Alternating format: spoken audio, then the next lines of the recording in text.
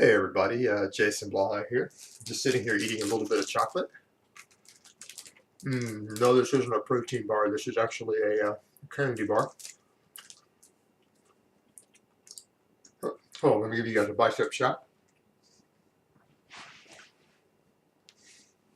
All right, today's video is going to be really short and simple again. I just want to cover a very basic topic. And again, I want to address something again, the 80-20 or the 90-10 rule again, which is again, this idea in bodybuilding and the fitness world that most people generally put 80 to 90% of their focus on the things that only give them 10 to 20% of their results. So, what is the single most important factor in inducing hypertrophy and muscle growth? And because again, everyone wants to focus on all of the minute details and various things. I mean, I get into a lot of detail in my videos, and on everything from training frequency to load volumes and different lifts and ways to perform them in order to induce the most hypertrophy or strength gain. But the single most important factor in muscle gain and inducing hypertrophy in the weight room for people who are not on drugs is progressive overload. And by progressive overload, I mean increasing the workload that your muscle is subjected to. Obviously, the most simple method is increasing the weight on the bar. So when you increase the weight on the bar, you're increasing workload, but it can also include things like bar speed. If you're able to move the weight faster, accelerate it faster, with the same weight, you've actually increased the workload on the muscle.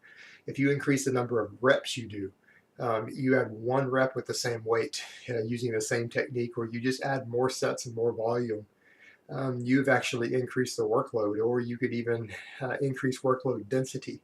If you normally take 3 minutes between sets with a given weight and rep scheme, and you reduce it to 2.5 minutes, you've increased the amount of work you've done per minute. So you have increased workload. And as a general rule, regardless of what training method you use, what lifts you're doing, if sufficient nutrition is there for you to grow on, and you are consistently increasing workload, you will grow. It may not be the best gains in the world, but you will see some growth and improvement.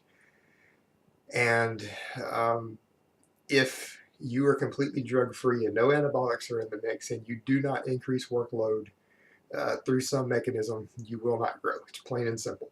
I mean, this is something that we have known not just in modern science or in modern weightlifting, and all experts agree on it universally, but we've known it since the times of ancient Greece. I mean, if you go back and look at the story of Milo of Croton, I mean, this is a story that, from ancient Greece, and what he did was that he got, and again, we don't know if this is a true story or not. It could be completely fictional, but he took a baby bull calf, and he would pick it up and carry it on his shoulders. And as it grew, and he picked it up every single day, he got stronger and stronger as the weight of the bull increased. And as the story goes, by the time it reached adulthood, he was able to pick up a fully grown bull and became the strongest man in Greece at the time. And so again, I mean, it's a well-established, well-understood concept, and it really is the key to muscle growth. It is the single most important factor in inducing muscle hypertrophy. And again, it's progressive overload. Let me give you guys another bicep shot. And that's all I have to say on that today. I'll talk to you next time.